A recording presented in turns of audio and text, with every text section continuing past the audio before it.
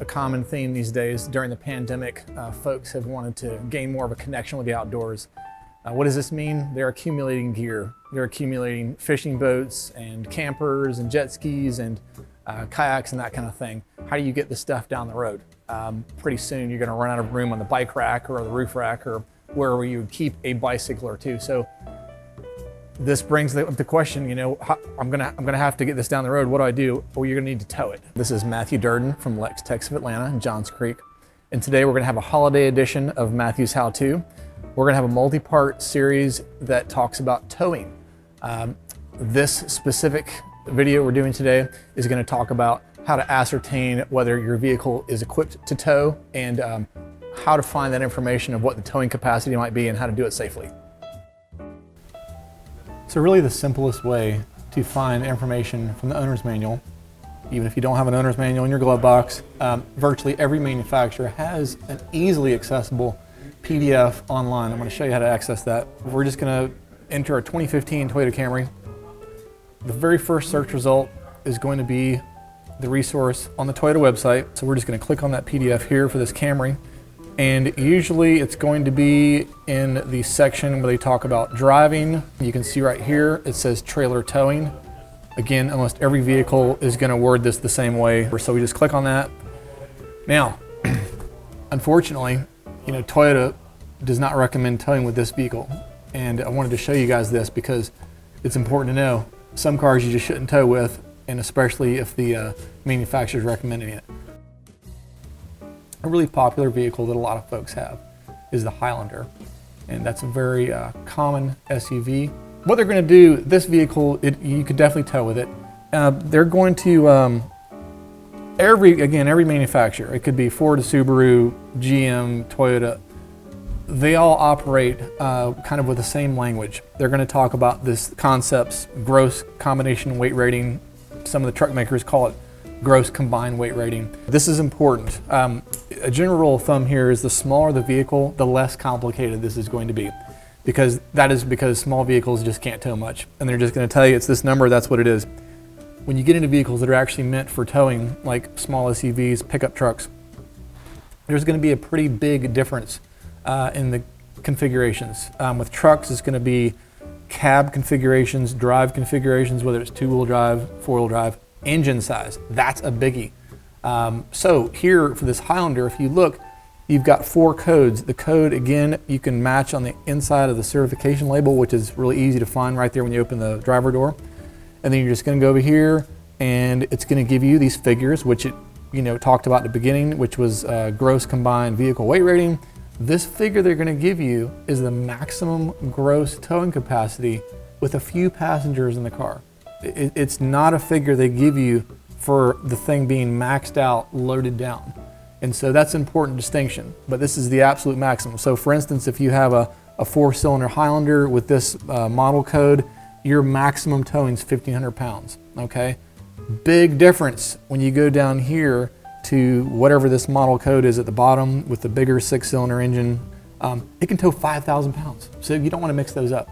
And that's also why you don't want to just Google a figure and go with it.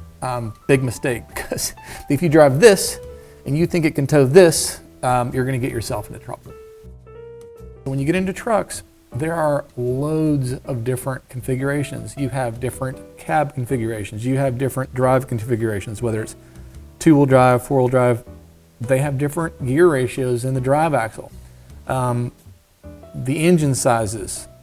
There's so many variables that you're going to end up with basically a chart that looks like this. Again, any full-size truck, it is lengthy.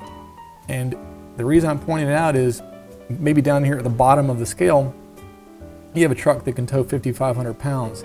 And if you scroll down, and this is just a half-ton F-150. This is not like other bigger trucks in the line. As the wheelbase changes, as the drive configuration changes, some of these can only tow 3,700 pounds. I mean, they have a little small V6 engine. And, some of these can go as high, let's see, some of them can go as high as 9,000 or 10,000 pounds, okay? Like this one here has a 11,300 pound towing capacity.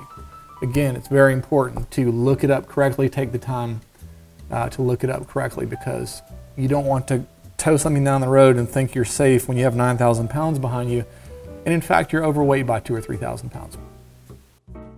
The last example I wanted to talk about, I just randomly pulled up a 2011 Honda Accord.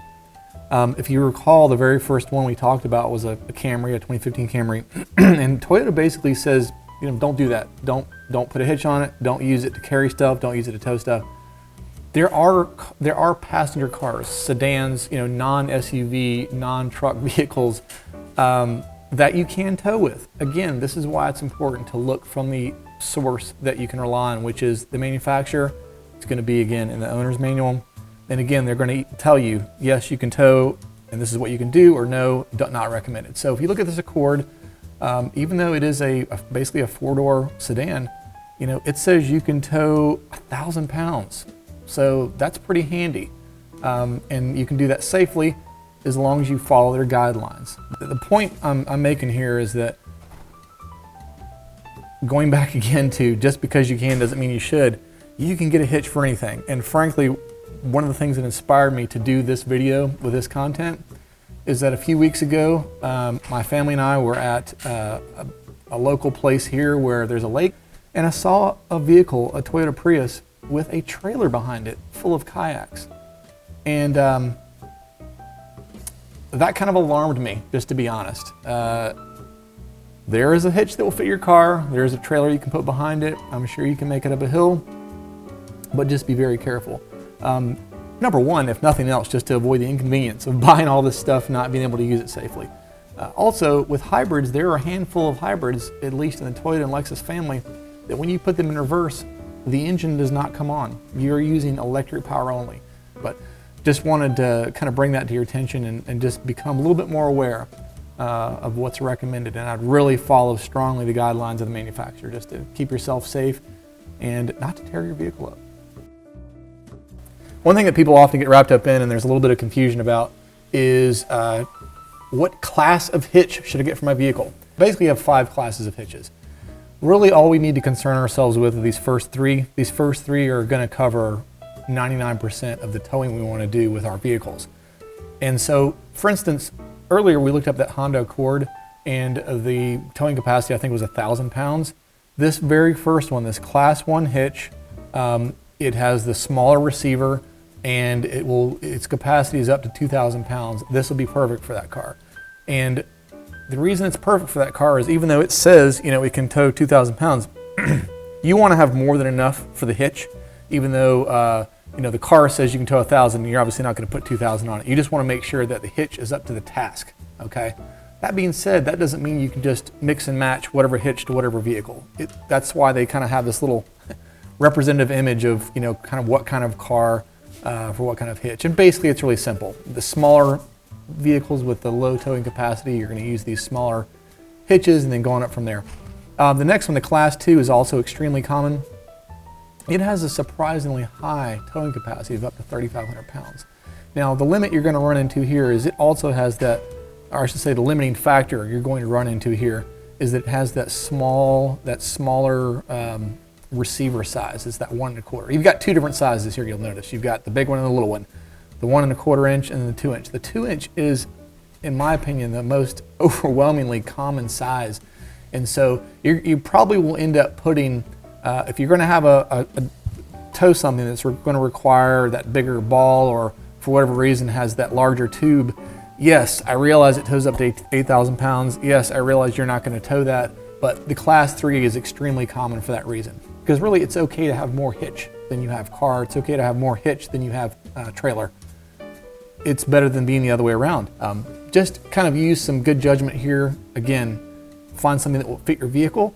You might have a vehicle where a Class 2 is not going to fit. You're going to have to go with the Class 1. So once you go to your owner's manual, figure out what those limitations are, what those specifications are, you're just going to have to do a little research, a little common sense, and just be safe about it and give yourself some margin of error, and it will help you select the right hitch. One last thing I wanted to leave you with is the subject of the kinds of wear and tear that your vehicle takes when you're towing. The 2 main things that your vehicle are really having to work overtime are the transmission and the brakes. And so I would highly suggest getting these things checked out. You always want to get your car checked out before you do any long trips, but if you're kind of towing regularly, like from a recreational standpoint, maybe on the weekends you're boating or camping or something like that, and definitely if you're going to tow in the mountains, if you're going to pull an RV or something like that that really taxes the transmission and the brakes, I would get those checked out. Of course, we'd be happy to help you with that. Brake assessments are really easy. Make sure that's safe for you. Something people don't think about though is their transmission. To them it works or it doesn't, and so that's easily remedied. I would recommend having the vehicle looked over, but also kind of assess the health of your transmission. And if the transmission is healthy, meaning that it doesn't have burnt fluid or delayed engagement or some issue, then I'd highly recommend getting the fluid changed. And in fact, if you can, I would get it flushed with, of course, the proper fluid and techniques and things. That is a service that we offer. In fact, we do that quite frequently for folks that are going to drive across country or tow heavy loads, and we've had a lot of good feedback on that. So we'd be happy to help you with that or just answer any questions you might have about it. We hope you enjoyed this video. Please be on the lookout for a follow-up video. We're going to talk about proper way to hook the trailer to the vehicle and some basic do's and don'ts. Again, that will be very helpful for those of you who have never done any towing before. We also want to wish you a happy holiday, safe holiday. Please be safe when you're traveling, as always. And also, I'd like to invite you to leave comments down in the comment section there, and maybe suggestions of what you might like us to talk about in any of these videos, or even along the subject of towing or whatever you might want to hear us speak to. Behind me I've got this shop full of really awesome qualified folks that I don't have all the answers, but I know where to get them. So look forward to hearing from you on that, and please like and subscribe. It helps us a lot, and we look forward to bringing you more content.